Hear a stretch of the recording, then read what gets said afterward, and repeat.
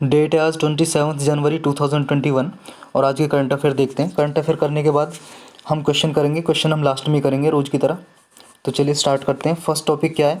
ट्राइब्यूट्स being paid to Indian Bodo social activist. तो एक social activist हैं बोडो सोशल एक्टिविस्ट। ये क्या है, क्या ट्राइब्यूट दिए है, ये सारी डिटेल हम जानेंगे। National non communicable disease monitoring survey, एक सर्वे हुई है ये नॉन कम्युनिकेबल डिसीज़ के लिए। तो किसने कंडक्ट किया और क्या सर्वे में फाइंडिंग आया है, ये आपके मेंस के आंसर के लिए बहुत इंपॉर्टेंट टॉपिक है। हेल्थ से रिलेटेड टॉपिक है आपका। थर्ड क्या है? पद्मा अवार्ड्स 2021। पद्मा अवार्ड्स दिए गए हैं 2021 के, किस किस को क्या दिए गए हैं और ये पद्मा अवार्ड्स होता क्या है, डिटेल में जानेंगे इसके बारे में। प्रधानमंत्री राष्ट्रीय बाल पुरस्कार, अभी ये दिए गए हैं पुरस्कार, तो इसके बारे में पढ़ेंगे डिटेल से। Performance of Beti Bachao Beti Padhao scheme, ये बेटी बचाओ बेटी पढ़ाओ स्कीम लॉन्च की गई थी कुछ सालों पहले। कब लॉन्च की गई थी और इसके क्या फाइंडिंग्स आए, क्या परफॉर्मेंस रही है तब से लॉन्च की है, आउटकम क्या है, इसके रिजल्ट क्या रहा है, तो इसके बारे में डिटेल से पढ़ेंगे। तो स्टार्ट करते हैं अपना फर्स्ट टॉपिक। फर्स्ट टॉपिक क्या है? Tributes being paid to Indian Bodo social activist. ये क्या है कि एक बोडो सोशल एक्टिविस्ट है, मतलब सामाजिक कार्यकर्ता। बोडो कम्युनिटी है असम में, इसके बारे में डिटेल से जानेंगे कि इसको अभी क्या है। ट्राइब्यूट्स का मतलब है कि श्रद्धांजलि दी है श्री उपेंद्र नाथ ब्रह्मा जी को। ये कौन है श्री उपेंद्र नाथ ब्रह्मा जी? ये 1956 में जन्म होता है इनका और 1990 में ये गुजर जाते हैं, मतलब एक्सपायर हो जाते हैं। ये इंडियन बोडो सोशल एक्टिविस्ट हैं, जो कि क्या है, ऑल इंडिया, ये ऑल बोडो स्टूडेंट्स यूनियन है, एक आप कह सकते हो एक संगठन है, जिसके ये प्रेसिडेंट रहे थे, फॉर्मर प्रेसिडेंट, मतलब पहले प्रेसिडेंट रहे थे, अध्यक्ष। ये देख लो आप, ये हैं जी उपेंद्र नाथ ब्रह्मा जी, ये हैं उपेंद्र नाथ ब्रह्मा जी। इन्हें बोडोफो का टाइटल दिया गया है। बोडोफो का मतलब क्या है? गार्डियन ऑफ बोडोज, मतलब बोडोज का मार्गदर्शक। पोस्थुमसली इन्हें कन्फर्ड किया गया टाइटल। पोस्थुमसली का क्या मतलब है कि मरने के उपरांत, मरने के बाद इन्हें टाइटल दिया गया बोडोफा ब्रह्मा जी को। और इनका विजन क्या था? लीडरशिप, मतलब इन्होंने क्या है लीडरशिप का रोल निभाया था। जो ऑल ये बोडो स्टूडेंट्स यूनियन थी, जो स्टूडेंट छात्रों का संगठन था बोडो छात्रों का, उनका। और जो इनकी जो बर्थ एनिवर्सरी आती है हर साल, उसको सेलिब्रेट किया जाता है ईच ईयर। किसके? और उसको जो बोला जाता है बोडोफा डे, जो इन्हें टाइटल दिया था ना बोडोफा का, इसके नाम से ही इसे बोडोफा डे के नाम से सेलिब्रेट किया जाता है। तो ये बोडो कम्युनिटी क्या है, इसके बारे में थोड़ा डिटेल से जानते हैं। बोडो कम्युनिटी क्या है? ये जी असम का ना लार्जेस्ट एथनो लिंग्विस्टिक ग्रुप है, मतलब कि वहाँ में असम में सबसे बड़ा ये क्या है, एक कम्युनिटी है, ग्रुप है। सबसे ज़्यादा पीपल हैं, जितनी भी कम्युनिटी हैं असम में, बोडो सबसे ज़्यादा हैं। ये देखो जी, ये हैं बोडो पीपल, ये देख लो आप, ये बोडो वुमेंस हैं, ये इनके ड्रेसेस हैं, ये कल्चर दिखाई दे रही है इसमें आपको। ये मेनली क्या है, बोडोलैंड टेरिटोरियल रीजन है ना असम का, बोडोलैंड टेरिटोरियल रीजन, उस टेरिटोरियल रीजन में ही ये मेनली कंसंट्रेटेड है, मतलब कि वहीं पे सबसे ज़्यादा रहते हैं। और इनकी जो लैंग्वेज है वो तिब्बतो बर्मन लैंग्वेज है, तिब्बतो बर्मी स्पीकिंग एथनिक ग्रुप हैं ये। जैसे आपको पता होगा हमारी कंट्री में जैसे Australoid language, Dravidian language, African language, Negrito, तो तिब्बतो बर्मन, ऐसे ये तिब्बतो बर्मन से रिलेटेड करते हैं। तिब्बतो बर्मीज़ लैंग्वेज है इनकी जो बोलते हैं। और जो बोडो लैंग्वेज है ना, जो हमारे कॉन्स्टिट्यूशन में 8th शेड्यूल में आपने पढ़ा होगा, जो 8th शेड्यूल हमारे कॉन्स्टिट्यूशन में 12th शेड्यूल है, 12 शेड्यूल हैं, तो 8th में जो 8वां शेड्यूल है उसमें लैंग्वेजेस मेंशन है 22 लैंग्वेज जो हमारे कॉन्स्टिट्यूशन में मेंशन है। तो उन 22 लैंग्वेज में से एक बोडो लैंग्वेज भी है। तो बोडो लैंग्वेज क्या है, एक शेड्यूल्ड लैंग्वेज है कॉन्स्टिट्यूशन में, इंडियन कॉन्स्टिट्यूशन में ये मेंशन है। 22 लैंग्वेज में एक लैंग्वेज है जो तिब्बतो बर्मीज़ लैंग्वेज है ये बोडो। और जो 6th शेड्यूल है ना इंडियन कॉन्स्टिट्यूशन का, 6th शेड्यूल आपको पता होगा। 6th शेड्यूल में कौन कौन से स्टेट आते हैं? असम, मेघालय, त्रिपुरा और मिजोरम। तो इसके जो बोडो पीपल हैं वो रिकग्नाइज किया जाता है, मतलब उन्हें पहचान मिली हुई है 6th शेड्यूल में। तो यही था इसके बारे में। चलते हैं नेक्स्ट टॉपिक पे। नेक्स्ट क्या है? नेक्स्ट है जी अपना national non communicable disease monitoring survey. अभी ये सर्वे हुई है, मतलब हुई तो पहले थी, इसके अभी रिजल्ट आउट का मतलब रिजल्ट आउट किए हैं किसने? यूनियन हेल्थ मिनिस्टर ने रिलीज़ किए हैं नॉन कम्युनिकेबल डिसीज़ के सर्वे के result, national non communicable disease monitoring survey. इस सर्वे की फाइंडिंग क्या आई है? इस सर्वे की फाइंडिंग ये आई है कि जो दिखाया गया है कि रिस्क फैक्टर कितना घटा बढ़ा है, रिड्यूस हुआ है या इंक्रीज हुआ है। रिस्क फैक्टर का मतलब है जी कि जो नॉन कम्युनिकेबल डिसीज़ के फैलने का खतरा घटा है या बढ़ा है। तो इसकी बहुत सारी हम सर्वे देखेंगे, क्या क्या पॉइंट हैं इसमें। फर्स्ट पॉइंट क्या है? फर्स्ट पॉइंट है जी, हर 5 एडल्ट में से 2 पर्सन उन्हें नॉन कम्युनिकेबल डिसीज़ का फैलने का खतरा है। मतलब कि जो नॉन कम्युनिकेबल डिसीज़ होती हैं, 2 या 3 डिसीज़ होने का खतरा है हर 5 में से 2 लोगों को। ये नॉन कम्युनिकेबल डिसीज़ तो पता है ना आपको क्या होती है? नॉन कम्युनिकेबल डिसीज़ और कम्युनिकेबल डिसीज़। कम्युनिकेबल डिसीज़ वो होती हैं जी जो एयर और वाटर के कांटेक्ट में आने से फैलती हैं। जैसे मान लो कोई पर्सन बीमार है तो वो बीमारी किसी और को हो जाए, जैसे भी वो एयर से या वाटर से। जैसे कौन सी होती है कम्युनिकेबल डिसीज़? जैसे एग्जांपल आपका करोना। करोना कम्युनिकेबल डिसीज़ है, एक आदमी से दूसरा आदमी में हो जाती है। जैसे आपका टीबी हो गया, टीबी ट्यूबरकुलोसिस, ये हो जाता है। और आपका नॉन कम्युनिकेबल डिसीज़ कौन सी होगी? Non communicable disease, non communicable में आ गई जी आपकी जो फैलने वाली नहीं होती हैं। जैसे कि आपका हार्ट अटैक है, किसी को हार्ट अटैक की बीमारी है, तो ऐसा नहीं है कि आप हार्ट अटैक जिसको है उसके साथ बैठ गए तो आपको भी हार्ट अटैक हो जाएगा ना, ये फैलने वाली बीमारी नहीं है, नॉन कम्युनिकेबल डिसीज़ है ये। और जैसे मान लो कैंसर हो गया, किसी को कैंसर है तो ये भी नॉन कम्युनिकेबल डिसीज़ है। तो ये आती हैं जी। तो ये सर्वे कौन सी पे? नॉन कम्युनिकेबल डिसीज़ पे सर्वे है ये। तो इसमें से क्या है, हेल्थ रिस्क दिखाया है कि हर 5 में से 2 आदमियों को रिस्क है 2 से 3 नॉन कम्युनिकेबल डिसीज़ होने का, बीमारी होने का। डिसीज़ मतलब बीमारी। तो और क्या है जी, और इस सर्वे में आया है ओवरवेट और ओबीस मतलब कि जो वजन जिनका ज़्यादा है, जिन मतलब एज के हिसाब से वजन जिनका ज़्यादा है, हाइट के हिसाब से जिनका वजन ज़्यादा होता है, ओवरवेट है जो, वो हर 4 में से एक एडल्ट, एडल्ट का मतलब है जी वयस्क, जो 18 साल से ऊपर होते हैं, लड़के लड़कियां कोई भी फीमेल या मेल, उन्हें एडल्ट बोलते हैं। 4 में से एक को ओवरवेट होने के चांसेस हैं। और 6.2% एडोलसेंट वो ओवरवेट है। 6.2% एडोलसेंट। एडोलसेंट क्या होते हैं? मतलब किशोर अवस्था में, जो किशोर अवस्था में मतलब 14 से 18 साल के जो बच्चे बच्चियाँ होते हैं, वो उनमें 6.2% क्या है, वो ओवरवेट होने के शिकार हो सकते हैं। दूसरा raised blood pressure, high pressure होने का किस में, मतलब हाई ब्लड प्रेशर होने का किस में चांस है जी ज़्यादा? हर 10 एडल्ट्स में से 3 को, मतलब हर 10 जो 18 साल से ऊपर के मेल या फीमेल है, हर 10 में से 3 को हाई ब्लड प्रेशर होने के चांसेस हैं।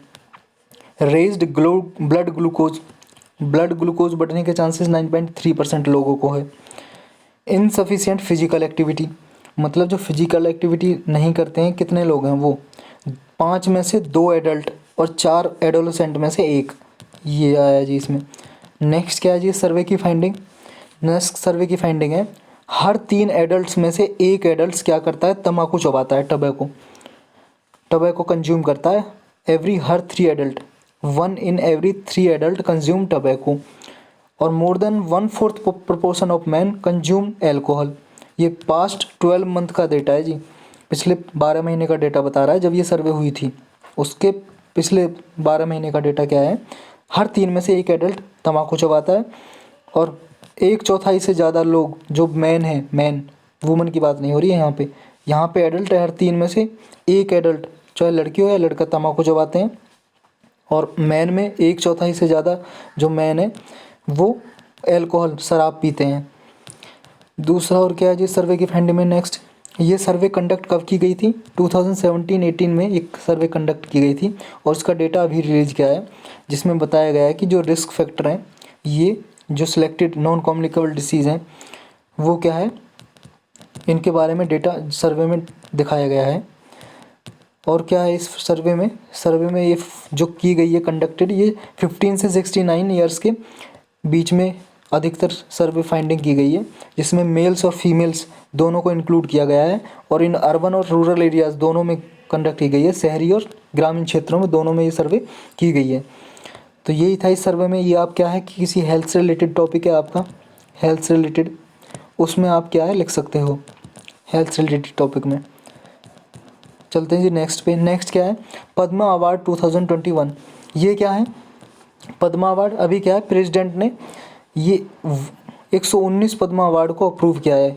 119 पद्मा अवार्ड दिए जाएंगे। इसमें से हम इम्पोर्टेंट अवार्ड ही जानेंगे। एक है जी पद्मा विभूषण। आपको पता है सबसे हाईएस्ट अवार्ड होता है हमारा भारत रत्न। सबसे ऊंचा अवार्ड, सबसे बड़ा अवार्ड होता है भारत रत्न। उसके बाद आता है जी पद्मा अवार्ड। पद्मा की कई कैटेगरी होती हैं। कई कैटेगरी में से कौन कौन सी? एक तो जी पद्मा विभूषण, विभूषण। एक हो गया जी पद्मा भूषण, और एक हो गया जी आपका पद्मा श्री, पद्मा श्री। तो ये पद्मा अवार्ड होते हैं, पद्मा विभूषण। और सबसे बड़ा भारत रत्न, उसके बाद दूसरे नंबर पे आता है पद्मा विभूषण, फिर तीसरे में पद्मा भूषण, और फिर पद्मा श्री। ये 4 अवार्ड सबसे हाईएस्ट होते हैं जी। अब बात हो रही है यहाँ पे पद्मा विभूषण। ये सेकंड हाईएस्ट सिविलियन अवार्ड है रिपब्लिक ऑफ इंडिया का आफ्टर भारत रत्न। भारत रत्न के बाद जो मैं बता चुका हूँ। ये किस किस को दिया गया है अभी? हम दिया तो बहुत सारे इंसान को दिया गया है, लेकिन हम इम्पोर्टेंट वन को जानेंगे, जो इम्पोर्टेंट लोग हैं जिनको दिए गए हैं। एक तो जी फर्स्ट शिंजो आबे। आपको पता होगा जापान के प्रेसिडेंट, मतलब राष्ट्रपति, प्राइम मिनिस्टर थे, प्रधानमंत्री होता है ना वहाँ पे सबसे बड़ा। तो ये पब्लिक अफेयर्स के लिए दिया गया है शिंजो आबे को। आर्ट के लिए कला में दिया गया है पोस्टुमसली। पोस्टुमसली का मतलब है मरने के बाद। ये एसपी बाला सुब्रमण्यम की मौत हो चुकी है, मर चुके हैं, इनको भी दिया गया है पद्मा विभूषण। तो ये क्वेश्चन देखो ऐसे भी पूछा जा सकता है किसी एग्जाम में, क्या पद्मा भूषण मरने के बाद भी दिया जा सकता है? हाँ बिल्कुल दिया जा सकता है। भारत रत्न भी दिया जा सकता है, कोई सा अवार्ड भी दिया जा सकता है। ये तीनों चारों कैटेगरी के हैं जो। तो ये पोस्टुमसली दिया है एसपी बाला सुब्रमण्यम को। और मेडिसिन के क्षेत्र में दिया गया है बेले मोनप्पा हेगड़े को। और अदर स्पिरिचुअलिज्म में दिया गया है मौलाना वहीदुद्दीन खान को दिया गया है। ये मेन इंपॉर्टेंट अवार्ड है जी। और पद्मा भूषण जानते हैं, पद्मा भूषण किसको दिया गया है? ये थर्ड हाईएस्ट सिविलियन अवार्ड है इंडिया का। भारत रत्न और पद्मा विभूषण, भारत रत्न और पद्मा भूषण के बाद ये पद्मश्री आता है। इसके बाद पद्म भूषण के बाद ये सारा जो डिटेल में मैं बता चुका हूँ, ये थर्ड का है। और फोर्थ कैटेगरी में आता है पद्मश्री। तो पद्म भूषण की बात हो रही है, किस किस को दिया गया है? आर्ट के क्षेत्र में दिया गया है ये किसको? कृष्णन नैयर, शांता कुमारी चित्रा को। और Tarun Gogoi posthumously public affairs में दिया गया है। तरुण गोगोई ये मर चुके हैं जी, तरुण गोगोई, इनको दिया गया है। लिटरेचर और एजुकेशन में दिया गया है चंद्रशेखर कामबरा को। और पब्लिक अफेयर्स में दिया गया है सुमित्रा महाजन को। और पोस्टुमसली दिया गया है स्पिरिचुअलिज्म में ये कालवे सादिक को। तो ये इंपॉर्टेंट वन थे थोड़े, ये बस आपको ये जानना था। इसमें भारत रत्न अवार्ड सबसे हाईएस्ट है, और वो कैटेगरी जो मैंने बता चुका हूँ। चलते हैं अपनी नेक्स्ट न्यूज़ पे। नेक्स्ट क्या है? प्रधानमंत्री राष्ट्रीय बाल पुरस्कार। ये क्या है जी? अभी दिए गए हैं, अवार्ड किए गए हैं अभी 32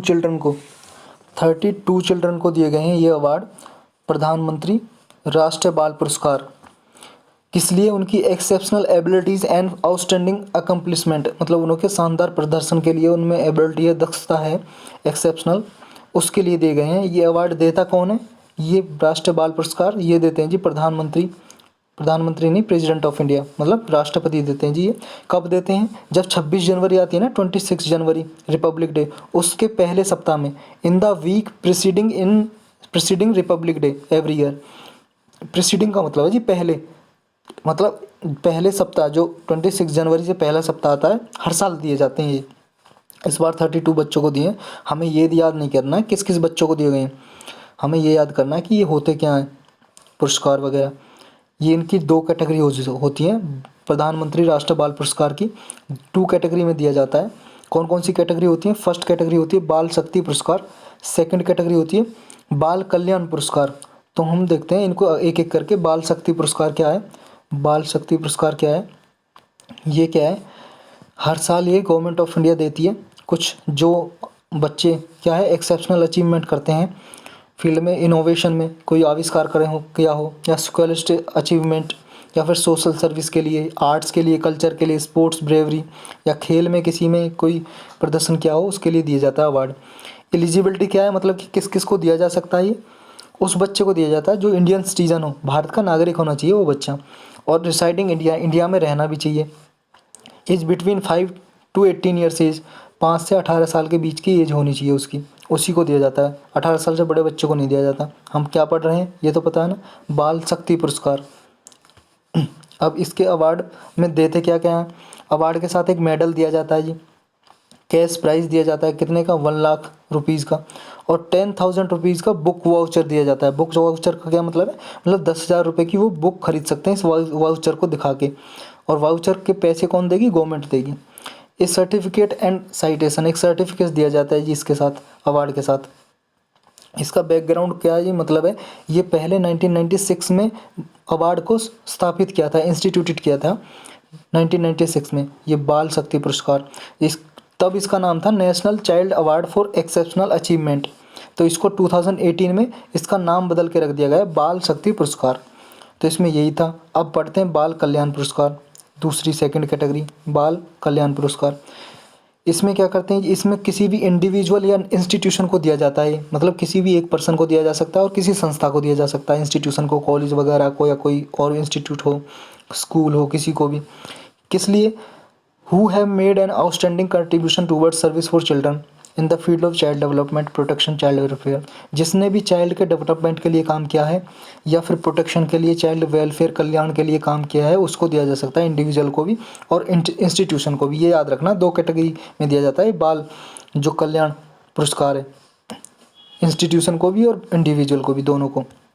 एलिजिबिलिटी क्या है इसकी, इंडिविजुअल के लिए तो एलिजिबिलिटी है जी, वो इंडियन सिटीजन होना चाहिए, भारत का नागरिक होना चाहिए, भारत में रहना चाहिए, residing in India, and should have attend the age of 18 years, मतलब उसने 18 साल का हो या 18 साल से बड़ा हो, 18 साल से बड़ा होना चाहिए, 18 साल का होना चाहिए। जो बाल शक्ति पुरस्कार था वो तो 5 से 18 साल के बीच के बच्चों को दिया गया था, लेकिन ये बाल कल्याण पुरस्कार है, जिसने बच्चों के लिए डेवलपमेंट के लिए काम किया उसको दिया जाता है ये। वो 18 साल से अबव होना चाहिए या 18 साल का होना चाहिए, मतलब जिस ईयर में दिया जाएगा 31 अगस्त तक वो 18 साल का, 18 साल से ऊपर का होना चाहिए, और उसने चाइल्ड के डेवलपमेंट के लिए कम से कम 7 साल काम किया हो, 7 साल से ज़्यादा काम किया हो, मतलब 7 साल से कम ना किया हो डेवलपमेंट के लिए, ये देखा जाता है। और इंस्टीट्यूशन के लिए क्या मतलब एलिजिबिलिटी है, उसके लिए एलिजिबिलिटी है जी, उसने कम से कम 10 साल काम किया हो चाइल्ड वेलफेयर के लिए, तब ही दिया जाता है, 10 साल का परफॉर्मेंस देखा जाता है। और दूसरा एक क्या है, दूसरा ये जी, इस कोई भी इंस्टीट्यूशन है वो इंटायरली फंडेड बाय गवर्नमेंट नहीं होना चाहिए, should not be entirely funded by government, मतलब कि कोई भी इंस्टीट्यूशन है सारा पैसा फंड उसमें गवर्नमेंट ना देती हो, पार्शली फंडेड बेशक से हो, पार्शली का मतलब थोड़ा बहुत गवर्नमेंट देती है या फिर आधा प्राइवेट कोई प्राइवेट फंडिंग आती हो, प्राइवेट मतलब प्राइवेट इंस्टीट्यूशन हो, या फिर कोई पूरा ही फंडिंग प्राइवेट हो तब भी दिया जा सकता है, लेकिन इंटायरली फंडेड गवर्नमेंट नहीं होना चाहिए, गवर्नमेंट उसे सारा पैसा नहीं देना चाहिए इंस्टीट्यूशन को चलाने के लिए। तो ये इसकी एलिजिबिलिटी है। और अवार्ड में दिया क्या जाता है, अवार्ड में इंडिविजुअल को मतलब एक पर्सन को तो 1 लाख रुपए दिए जाते हैं, और इंस्टीट्यूशन को क्या दिया जाता है, 5 लाख रुपीज़ दिए जाते हैं। अब इसका बैकग्राउंड क्या है जी, ये 1979 में 1979 में इस अवार्ड को नेशनल चाइल्ड वेलफेयर अवार्ड के नाम से इंस्टीट्यूटेड किया गया था, मतलब बनाया गया था इस अवार्ड को 1979 में, उस समय पे नाम था ये नेशनल चाइल्ड वेलफेयर अवार्ड, लेकिन इसे रीनेम्ड कर दिया गया फ्रॉम 2018। 2018 में इसका नाम बदल दिया गया, क्या रख दिया गया, बाल कल्याण पुरस्कार, जो अभी हम पढ़ रहे हैं बाल कल्याण पुरस्कार। तो इसके बारे में यही था। चलते हैं नेक्स्ट न्यूज़ पे। नेक्स्ट क्या है जी, performance of Beti Bachao Beti Padhao scheme. ये बेटी बचाओ बेटी पढ़ाओ स्कीम कब लॉन्च की थी, ये 6 साल पहले लॉन्च की थी जी, 2015 में, 2015 में लॉन्च किया था इस स्कीम को। किसके कब लॉन्च की थी 2015 में, 24 जनवरी को। 24 जनवरी को क्या है, नेशनल गर्ल चाइल्ड डे होता है, मतलब राष्ट्रीय लड़की मतलब जो दिवस होता है, राष्ट्रीय लड़की दिवस कह लो एक तरह से आप, नेशनल गर्ल चाइल्ड डे होता है हर 24 जनवरी को। तो ये 24 जनवरी को 2015 में लॉन्च की गई थी। इसमें अब इसकी जो ये है बेटी बचाओ बेटी पढ़ाओ स्कीम, इसने क्या परफॉर्मेंस की है पिछले 6 सालों में, तो उसकी फाइंडिंग्स हैं जी, ये उसकी आउटकम्स आई हैं जो इस न्यूज़ में हम पढ़ेंगे। ये मिनिस्ट्री ऑफ वुमेन डेवलपमेंट ने ministry of women and child development ने क्या है, नेशनल जो गर्ल चाइल्ड डे है इसको 2008 में स्टार्ट किया था, मतलब 2008 से ये नेशनल गर्ल चाइल्ड डे है जो 24 जनवरी को हर साल मनाया जाता है, 2008 में शुरुआत की थी इसकी ministry of women and child development ने। अदर पॉइंट में क्या है जी, बेटी पढ़ाओ बेटी स्कीम के ऑब्जेक्टिव देखते हैं, क्या इसके मेन ऑब्जेक्टिव क्या हैं, मतलब टारगेट लक्ष्य क्या है, क्या अचीव करना चाहते हैं इसके थ्रू। एक तो जी prevention of gender biased sex selection elimination, मतलब कि जो लिंग के आधार पे जो सिलेक्शन कराते हैं, मतलब कि जांच कराते हैं। मान लो पेट में लड़की है लड़का है माँ के पेट में, तो ये जांच कराते हैं और फिर ताकि ये लड़कियों को जांच कराने से बचाया जा सके। कि अगर जांच कराने से क्या होता है कि अगर लड़की है तो लोग गर्भ में ही मरवा देते हैं ना, तो इसको प्रिवेंट करना, इसको रोकना कि जेंडर बाइज्ड सिलेक्टिव सिलेक्शन ना हो। सेकंड क्या है, ensuring survival, and protection of girls. Girl child जो होता है लड़की, उसको सर्वाइवल के लिए मतलब प्रोटेक्ट करना, उसको प्रोटेक्शन देना। दूसरा, थर्ड क्या है, नेक्स्ट क्या है, ensuring education and participation of the girl child. मतलब जो गर्ल चाइल्ड है लड़कियों में एजुकेशन का बढ़ावा देना और उनका पार्टिसिपेशन बढ़ाना एजुकेशन में, ताकि उन्हें शिक्षा मिल सके। Protecting rights of the girl child जो होते हैं लड़कियों के राइट्स को, अधिकारों को प्रोटेक्ट करना, बचाना। तो ये सारे इसके ऑब्जेक्टिव हैं। मतलब एक एक तरह से शिक्षा देना और लड़कियों को मरने से बचाना की भ्रूण हत्या करवा दी जाती है, इन्फेंटिसाइड। इन्फेंटिसाइड का मतलब होता है गर्भ में मरवा देना। Multi sectoral nation wide campaign है ये बेटी बचाओ बेटी पढ़ाओ स्कीम। ये एक नेशनल कैंपेन है जो फोकस करता है कि 100 सिलेक्टेड डिस्ट्रिक्ट में, जो ये फोकस तो इसका 100 डिस्ट्रिक्ट में सबसे ज़्यादा है, लेकिन ये लॉन्च पूरे 640 मतलब लगभग 640 डिस्ट्रिक्ट में ये काम कर लॉन्च की गई है। कैंपेन चलता है बेटी बचाओ बेटी पढ़ाओ का, लेकिन ज़्यादा फोकस किस में रहता है, 100 डिस्ट्रिक्ट में। क्यों? क्योंकि उनमें लो चाइल्ड सेक्स रेशो है। चाइल्ड सेक्स रेशो का मतलब है जी यहाँ पे कि 1000 बच्चों में कितनी लड़कियां जन्म ले रही हैं, मतलब 1000 मेल चाइल्ड में कितनी फीमेल चाइल्ड जन्म ले रही हैं, तो ये होता है चाइल्ड सेक्स रेशो। ये क्या है, 100 डिस्ट्रिक्ट में फोकस सबसे ज़्यादा है। और ये जॉइंट इनिशिएटिव है किस किस मिनिस्ट्री का, ये किस किस मिनिस्ट्री काम करती है इसमें। एक तो ministry of women and child development, ये बेटी बचाओ बेटी पढ़ाओ स्कीम पूछें किसका इनिशिएटिव है, किसने लॉन्च की, तीन मिनिस्ट्री है जी इसके जो काम करती हैं।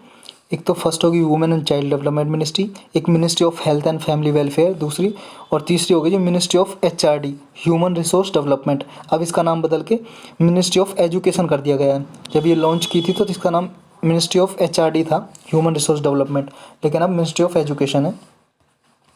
अब इसकी परफॉर्मेंस देखते हैं, परफॉर्मेंस क्या रही है। बेटी बचाओ बेटी पढ़ाओ स्कीम तो 2015 में लॉन्च की थी, तो इसके फ़ायदा क्या हुए स्कीम को लॉन्च करने में।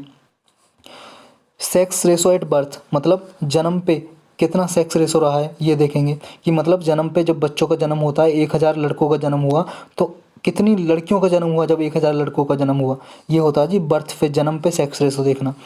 तो इसमें क्या है जी, SRB शॉर्टकट में बोलते हैं, हैज़ इम्प्रूव्ड बाई 16 पॉइंट्स, मतलब 16 पॉइंट बढ़ा है सेक्स रेशो बर्थ पे। 2014 और 15 में 2014-15 में 918 था, उससे बढ़ के 934 हो गया है ये डेटा के हिसाब से, as per health management information system data. तो ये 918 था जो पहले, क्या है कि 1000 लड़कों का जन्म होता था तो उस पर 918 बच्चियाँ पैदा होती थी, सिर्फ लड़की पैदा होती थी 2014-15 में। लेकिन अब ये 934 हो गया है, 934 2019-20 के डेटा है ये। Out of 640 district covered under BP 422 district have shown improvement, मतलब 640 डिस्ट्रिक्ट में से 422 डिस्ट्रिक्ट में इम्प्रूवमेंट देखने को मिला है। मतलब कि 2015-14 से 2018-19 में उनमें क्या है, जो लड़कियां हैं वो ज़्यादा पैदा हो रही हैं, तो ये इम्प्रूवमेंट देखने को मिला है। कुछ एग्जाम्पल है जी नोटेबल्स। एक उत्तर प्रदेश में माओ शहर है, इसमें क्या है कि जो सेक्स रेशो था एट बर्थ, मतलब जितनी लड़कियां पैदा होती थी 1000 लड़कों पे, वो क्या सिर्फ 694 थी। अगर 1000 लड़कों का जन्म हो रहा है तो सिर्फ 694 लड़कियां ही वहाँ पे जन्म लेती थी, यानी कि लड़कियों को भ्रूण हत्या करवा दी जाती थी, इन्फेंटिसाइड, जांच वाँच करा के। तो 694 2014-15 में था, जो कि 2019-20 में 951 हो गया। अब का डेटा है, मतलब 1000 लड़के पैदा होते तो 951 हो गई हैं लड़कियां पहले, जो कि देखो 694 बहुत ही कम थी। और करनाल डिस्ट्रिक्ट में, हरियाणा के करनाल शहर में क्या है डिस्ट्रिक्ट में 758 था, 758 2014-15 में, जो बढ़ के 898 हो गया है। महेंद्रगढ़ शहर में हरियाणा के ये था जी 791, जो 1920 1919 हो गया है, 919 हो गया है 2019-20 में। अब हेल्थ के से क्या रिलेटेड है जी, इसमें जो percentage of first trimester antenatal care registration है वो उसने इम्प्रूवमेंट देखा है। पहले 61% तक ही क्या है रजिस्ट्रेशन होता था, अब 71% हो गया है। ये फर्स्ट ट्रिमेस्टर क्या है, ट्रिमेस्टर का मतलब है जी जैसे क्या है, बेबी आपको पता है 9 महीने में प्रोड्यूस होता है, तो 3 3 3 ये मतलब 3 महीने का एक ट्राइमेस्टर हो गया, ये सेकंड ट्राइमेस्टर, ये थर्ड ट्राइमेस्टर। तो जो फर्स्ट ट्राइमेस्टर होता है मतलब पहले 3 महीने में एंटीनेटल केयर मतलब जांच कराने के लिए महिलाएं जाती हैं अस्पताल में, उसकी परसेंटेज बढ़ी है। पहले 61% ही जाती थी, 100 में से 61 महिलाएं ही जांच कराने जाती थी। अब क्या है ये परसेंटेज 71% हो गया 2019-20 में, मतलब ज़्यादा महिलाएं फर्स्ट ट्राइमेस्टर में पहले 3 महीने में ज़्यादा महिलाएं अस्पताल में जाँच कराने जा रही हैं कि बच्चा सुरक्षित है पेट में या नहीं है। ये इंस्टीट्यूशनल डिलीवरी में भी इम्प्रूवमेंट देखने को मिला है जी। मतलब इंस्टीट्यूशनल डिलीवरी का मतलब है अस्पताल में डिलीवरी होना, हॉस्पिटल में। पहले क्या है सब ज़्यादा घरों में ही डिलीवरी हो जाया करती थी, बच्चा बेबी प्रोड्यूस हो जाया करता था, दाई वगैरह कर देती थी। लेकिन अब ये क्या है इम्प्रूवमेंट देखने को मिला है। 2014-15 में 87% था, मतलब 100 में से 87% महिलाएं अस्पताल में डिलीवरी होती थी, लेकिन अब 94% तक हो गया है ये। एजुकेशन में क्या सुधार देखने को मिला है जी इस स्कीम से, बेटी बचाओ बेटी पढ़ाओ से। ग्रॉस एनरोलमेंट रेशो बढ़ा है जी। ग्रॉस एनरोलमेंट का मतलब है जी स्कूल में जो लड़कियां हैं उनका रेशो बढ़ा है, ज़्यादा हुई है। जो 2014-15 में 77.45% थी वो 81% तक हो गया है। आपको ये डेटा भले ही याद भी ना रहना, ये 77.45, ये बस इतना याद रखना इंप्रूवमेंट देखने को मिला है पिछले 5 सालों में 6 सालों में, बस ये डेटा आपको याद रखना है। और क्या है जी टॉयलेट फॉर गर्ल्स, ये क्या है मतलब जो जो स्कूल में गर्ल्स के लिए सेपरेट टॉयलेट्स हैं वो फंक्शनल टॉयलेट वो इंक्रीज़ देखने को मिला है, उनमें भी बढ़ी है। मतलब पहले 92.1% स्कूलों में ही हुआ करती थी टॉयलेट, अब क्या है 95.1% ये तक सेपरेट टॉयलेट बन गए हैं गर्ल्स के लिए, इसमें भी इम्प्रूवमेंट देखने को मिला है। अब एटीट्यूडनल चेंज मतलब उनके बिहेवियर में, बर्ताव में क्या चेंज हुआ है, लोगों के बर्ताव में भी चेंज देखने को मिला है जी। जो पहले इंपॉर्टेंट इशू हुआ करते थे फीमेल इन्फेंटिसाइड का मतलब भ्रूण हत्या, गर्भ में ही माँ के गर्भ में ही बच्चियों को मरवा देना, और lack of education amongst girls, deprivation of their rights on a life cycle continuum. तो इनमें भी क्या है इम्पोर्टेंस फोकस रहा है इस स्कीम का। और जो बेटी जन्मोत्सव है ये एक इम्पोर्टेंट प्रोग्राम है जो सेलिब्रेट किया जाता है ईच डिस्ट्रिक्ट में, मतलब ईच डिस्ट्रिक्ट में, मतलब हर डिस्ट्रिक्ट में ये सेलिब्रेट किया जाता है बेटी जन्मोत्सव। बेटी जन्मोत्सव का मतलब है जी जब मान लो लड़की पैदा होती है तो उसका भी उत्सव की तरह मनाया जाए। जैसे अभी क्या हमारे समाज में क्या है, लड़का पैदा होगा तो उसका ही क्या है उत्सव मनाया जाता है, उसके लिए प्रोग्राम किया जाता है, लेकिन लड़की के लिए नहीं। तो ये अब क्या इम्प्रूवमेंट देखने को मिला है, लड़की भी पैदा होती है तो लोग खुशी से सेलिब्रेट करते हैं, मनाते हैं, खुशी सेलिब्रेट करते हैं। और कोई गर्ल चाइल्ड चिल्ड्रन के लिए कोई और इनिशिएटिव हैं क्या गवर्नमेंट के? और भी है जी, एक इनिशिएटिव है उज्ज्वला। ये उज्ज्वला क्या है जी, ये है जी ट्रैफिकिंग की प्रॉब्लम को टैकल करने के लिए, रोकने के लिए। ट्रैफिकिंग का मतलब है जैसे लड़कियों का व्यापार होता है, गर्ल्स को बेच देते हैं, गर्ल्स को बेच देते हैं इनको, कि लड़कियों को मान लो कहीं से ले आए किडनैप करके और उनको बेचता है, तो ये ट्रैफिकिंग बोलते हैं। ट्रैफिकिंग का मतलब है ह्यूमन का बाय और सेल करना, खरीदना बेचना, ट्रैफिकिंग कहते हैं। मतलब गुड्स की तरह, सामान की तरह अगर इंसान को खरीदना बेचा जाए उसे ट्रैफिकिंग बोला जाता है। तो इसमें क्या है, इसमें कमी देखने को आई है, इसकी वजह से क्या है उज्ज्वला स्कीम है इसके लिए, कि ताकि ट्रैफिकिंग को रोका जा सके। कि क्या है बहुत सारे इसमें प्रिवेंशन करता है, ट्रैफिकिंग एंड रेस्क्यू, रिहैबिलिटेशन, री integration of victims of trafficking for commercial sexual exploitation. मतलब जिन लड़कियों को बेच दिया जाता है उनको बचाने के लिए, टैकल करने के लिए प्रॉब्लम को उज्ज्वला स्कीम है। एक किशोर हेल्थ कार्ड है गर्ल चाइल्ड के लिए। ये क्या है, इसमें क्या है लड़की की जो वेट वगैरह, वजन कितना, हाइट कितनी है, बॉडी मास इंडेक्स, ये इसमें सारा डेटा होता है अडोलेसेंट गर्ल का। अडोलेसेंट गर्ल का मतलब है किशोर अवस्था में जब होते हैं गर्ल्स 14 से 18 ईयर्स, अडोलेसेंट बोला जाता है। तो इसके लिए एक हेल्थ कार्ड है जो उसमें सारे जो आंगनबाड़ी सेंटर हैं उनमें ये मेंटेन किया जाता है, किशोर हेल्थ कार्ड। और कोई स्कीम है, एक है जी स्कीम फॉर एडोलेसेंट गर्ल के नाम से सैग, और एक स्कीम है जी सुकन्या समृद्धि योजना। तो इतनी सारी स्कीम है, ये आप मान लो गर्ल्स के से रिलेटेड कोई भी आ जाए, वुमेन से रिलेटेड, गर्ल चाइल्ड से रिलेटेड, तो उसमें ये क्या मेंस के आंसर में लिखने के लिए काम आ सकता है ये डेटा सारा। तो इसमें इतना ही था आज के करंट अफेयर में। अब हम क्वेश्चन करेंगे, क्वेश्चन के लिए आप तैयार हो? यस, तो चलते हैं क्वेश्चन करने के लिए। फर्स्ट क्वेश्चन क्या है, Bodo tribe belongs to which of the following state of India. जो बोडो ट्राइब हैं, जनजाति है बोडो, वो किस स्टेट में मिलती हैं ये बताना, इंडिया के किस स्टेट से बिलोंग करती हैं। असम, मेघालय, सिक्किम, मणिपुर। जी बिल्कुल करेक्ट जगह जवाब ए असम, अभी तो पढ़ा है सही जवाब। सेकंड क्या है, सेकंड है जी ग्रीन बॉन्ड से रिलेटेड कुछ स्टेटमेंट दी गई हैं, आपको करेक्ट स्टेटमेंट बतानी है। करेक्ट फर्स्ट क्या है, consider the following statement regarding green bond. First क्या है, it typically come with tax incentive to enhance their attractiveness to investor.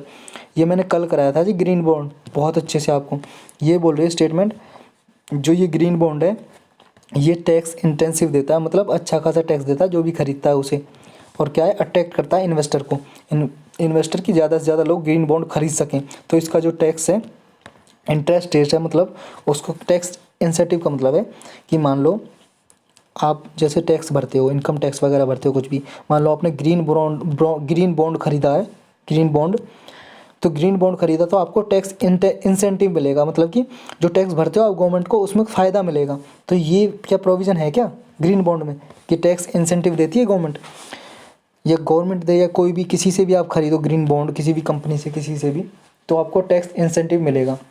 Second statement बोल रही है the first official green bond was issued by European Investment Bank in 2007।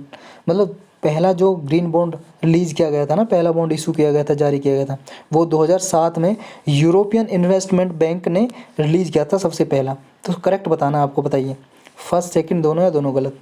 देखो जी दोनों सही हैं बिल्कुल, पहला भी दूसरा भी, टैक्स इंसेंटिव भी मिलता है जो इन्वेस्टर ग्रीन बॉन्ड खरीदते हैं, और ये भी सही है बिल्कुल। फर्स्ट जो 2007 में यूरोपियन इन्वेस्टमेंट बैंक ने ही रिलीज़ किया था, इशू किया था। चलते हैं अपने नेक्स्ट क्वेश्चन पे। नेक्स्ट क्या है जी, the country with the longest coast line on the Black Sea. Black Sea से सबसे ज़्यादा लंबा बॉर्डर किसका लगता है, कोस्ट लाइन किसका लगता है, ये बताना कौन सी कंट्री का। ब्लैक सी हमने बहुत अच्छे से किया था, इस पे 3 मिनट का 2-3 मिनट का लेक्चर भी है जी, ब्लैक सी के अराउंड कौन सी कंट्री कौन सी रिवर गिरती हैं। बिल्कुल ट्रिक के साथ आप एक बार देख लोगे तो याद हो जाएगा, नहीं देखा तो डिस्क्रिप्शन में जाकर देख सकते हो, या प्ले लिस्ट में जाके मैप, ये स्टडी थ्रू मैप का एक प्ले लिस्ट बनी हुई है उसमें जाकर देख सकते हो। करंट विद जीएस लिखा हुआ ना, वहाँ पे क्लिक करोगे तो प्ले लिस्ट आ जाएगी, उसमें जाकर देख सकते हो।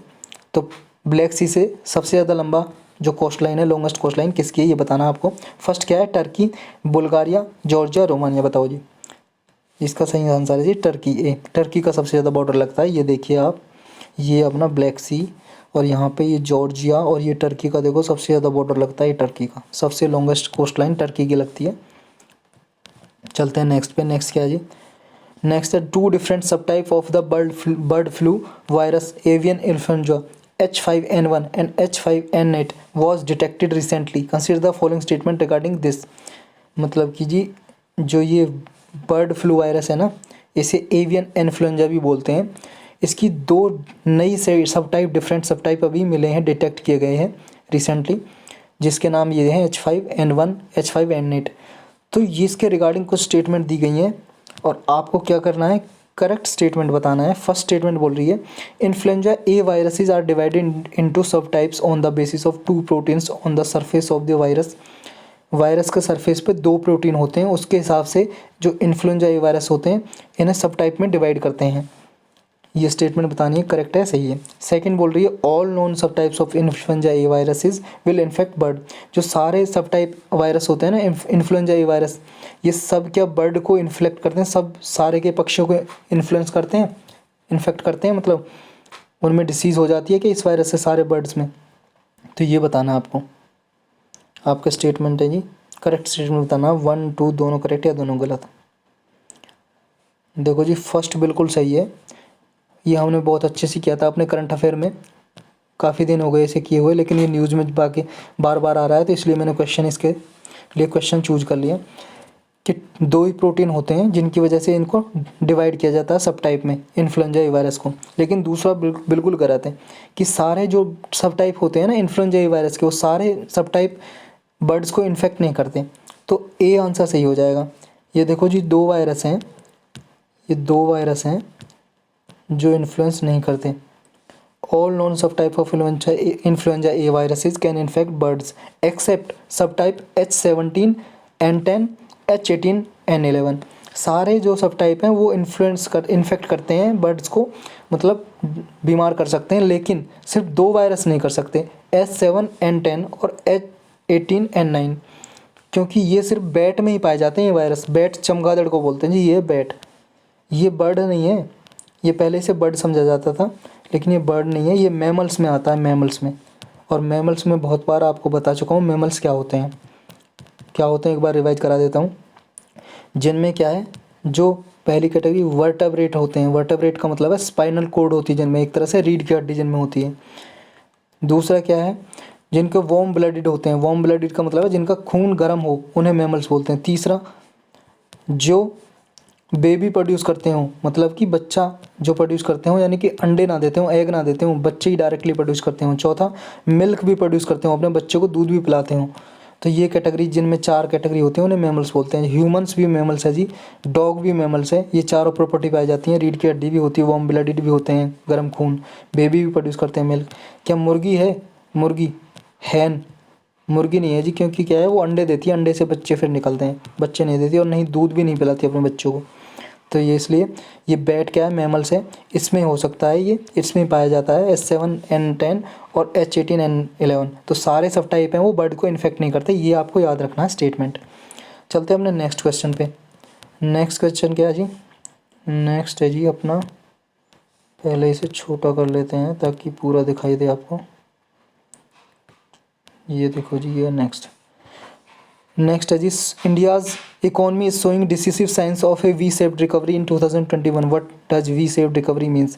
जो इंडिया की रिकवरी है 2021 में, वी शेप रिकवरी देखने को मिल रही है उसकी इकोनॉमी, अर्थव्यवस्था। रिकवरी का मतलब है कि दोबारा रिकवर कर रही है, दोबारा ग्रोथ देखने को मिल रही है वी शेप के द्वारा। तो ये वी शेप रिकवरी है क्या, ये बताना आपको। ये स्टेटमेंट दी गई है। फर्स्ट कह रही है, economy quickly rises like a phoenix after a crash and it more than makes up for lost ground. ये कह रही है जी, इकोनॉमी इसमें क्या है, पहले गिरती है लेकिन फिर इतना आके ग्रो करती है कि जो पहले ग्रोथ रेट चल रहा होता है उससे भी ज़्यादा ग्रोथ करने लगती है। सेकंड बोल रही है, economy quickly recoups lost ground and gets back to the normal growth trend. इसमें कह रही है जी, इकोनॉमी क्या है, पहले बहुत ज़्यादा गिरती है, लॉस हो जाता है, फिर दोबारा क्या है, बैक हो जाती है, रिकवर हो जाती है, और जितना पहले थी उतना ही फिर रिकवर हो जाती है, और उतनी ग्रोथ करती रहती है जितनी पहले कर रही है। और पहले क्या कह रहा था, जितनी पहले कर रही है उससे ज़्यादा ग्रोथ करने लगती है। सी क्या कह रहा है? सी कह रहा है जी, economy after falling struggles and muddles around a low growth rate for some time before rising gradually to usual levels। Third क्या कह रही है कि इकोनॉमी क्या है, एक बार गिरने के बाद, मतलब मान लो घट गई है इकोनॉमी, तो फिर बहुत ज़्यादा स्ट्रगल करती है ग्रोथ रेट के लिए, मतलब दोबारा ग्रोथ रेट में आने के लिए वो स्ट्रगल करती है, संघर्ष करती है, तो इसमें टाइम लग जाता है। डी क्या बोल रही है, growth falls and rises but falls again before recovering at again. इसमें कह रही है, एक बार ग्रोथ ना, जैसे मान लो ये कह रहा है कि एक बार ग्रोथ कम हो गई इकोनॉमी की, फिर दोबारा राइज हो गई, फिर क्या है, फिर वो क्या है, लॉस हो जाती है, दोबारा रिकवर होने से फिर दोबारा उसका लॉस हो जाता है, फॉल्स हो जाता है। तो ये बताना जी, वी शेप रिकवरी का क्या मतलब है। देखो जी, इसका करेक्ट आंसर है बी, कि रिकवरी क्या है, इकोनॉमी फॉल होती है लेकिन दोबारा वो बैक कर जाती है और उसी रेट से क्या है, ग्रोथ करती है जिस रेट से पहले कर रही होती है। आप इसके लिए ये डायग्राम देखो, आप ये देखो, ये इकोनॉमी पहले चल रही थी, ये लाइन है इकोनॉमी की, ये क्या है, फॉल कर गई इकोनॉमी। देखो यहाँ इंक्रीज हो रही है ना जीडीपी, इधर देखो इंक्रीज कर रही है, यहाँ तो इंक्रीज है, यहाँ कम है ना, यहाँ 1 2 3 ऐसे मान लें हम, तो यहाँ से स्टार्ट होती है, तो 3 है, यहाँ पे 4, यहाँ 5, तो ऊपर रिकवर, ऐसे ऊपर जा रही है तो ये रिकवर हो गई ना, ज़्यादा मतलब बढ़ रही है अभी, लेकिन बाद में क्या होता है, ये फॉल कर जाती है। ये देखो यहाँ पे ये फॉल कर गई, इकोनॉमी फॉल हो गई, लेकिन दोबारा रिकवर करती है, और उसी ट्रेंड में देखो, जिस ग्रोथ से पहले कर रही थी ना, उसी ग्रोथ में आ गई, उससे ज़्यादा ग्रोथ नहीं कर रही है। वी शेप का मतलब है कि इकोनॉमी फॉल कर गई, फिर ग्रोथ हुआ, और उसी रेट से इकोनॉमी ग्रो कर रही है जिस रेट से पहले कर रही है। तो ये वी शेप रिकवरी का ये इसका एक्सप्लेनेशन है। चलते हैं नेक्स्ट पे। नेक्स्ट क्वेश्चन क्या है जी, consider the following statement regarding national board for wild life. ये national board for wild life के लिए स्टेटमेंट दी गई हैं, आपको क्या बताना है, करेक्ट स्टेटमेंट बताना है कौन सी है। फर्स्ट बोल रही है National board for wild life is a statutory organisation constituted under the Environmental Protection Act 1986। ये कह रहा है जो National board for wild life है वो एक स्टैट्यूटरी ऑर्गेनाइजेशन है, क्या सांविधिक संस्था है क्या, जो इन्वायरमेंट प्रोटेक्शन एक्ट 1986 के अंदर बनाई गई थी। दूसरी बोल रही है it has the power to review all wildlife related matters and approve project in around national park and sanctuaries. सारे भी जो नेशनल पार्क और सेंचुरीज होते हैं, वाइल्ड लाइफ सेंचुरी, उनमें जितने भी वाइल्ड लाइफ रिलेटेड, जंगली जानवरों से रिलेटेड जितने भी मैटर्स होते हैं ये अप्रूव करती है National board for wild life, ये अप्रूव करती है। थर्ड बोल रही है National board for wild life is chaired by the union environment minister. जो इसके चेयरमैन होते हैं इस बोर्ड के, national board for wild life के, वो यूनियन मिनिस्टर, एनवायरनमेंट मिनिस्टर होते हैं। क्या आपको करेक्ट स्टेटमेंट बताना आपका है जी 1 3 2 3 2 ओनली 1 2 3। देखो जी थर्ड स्टेटमेंट बिल्कुल गलत है, इसे चेयर्ड ना एनवायरनमेंट मिनिस्टर नहीं बल्कि प्राइम मिनिस्टर कहते हैं, प्राइम मिनिस्टर। तो जहाँ पे थर्ड है काट दो, पे ए भी कट गया, बी भी कट गया, सी भी कट गया, आगे आंसर आ गया 2 ओनली सी। ये फर्स्ट गलत क्यों है?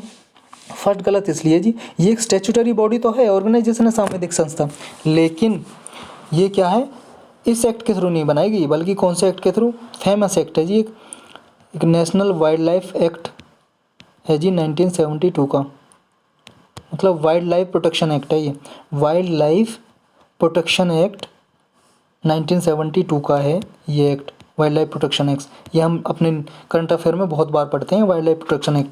तो इसके ही थ्रू बनाई गई थी ये national board for wild life, इसमें ना कि इस एक्ट के थ्रू 1986 के थ्रू। तो ये इसका आंसर हो जाएगा सी। चलते हैं नेक्स्ट पे। नेक्स्ट क्या है जी हमारा? नेक्स्ट है जी ये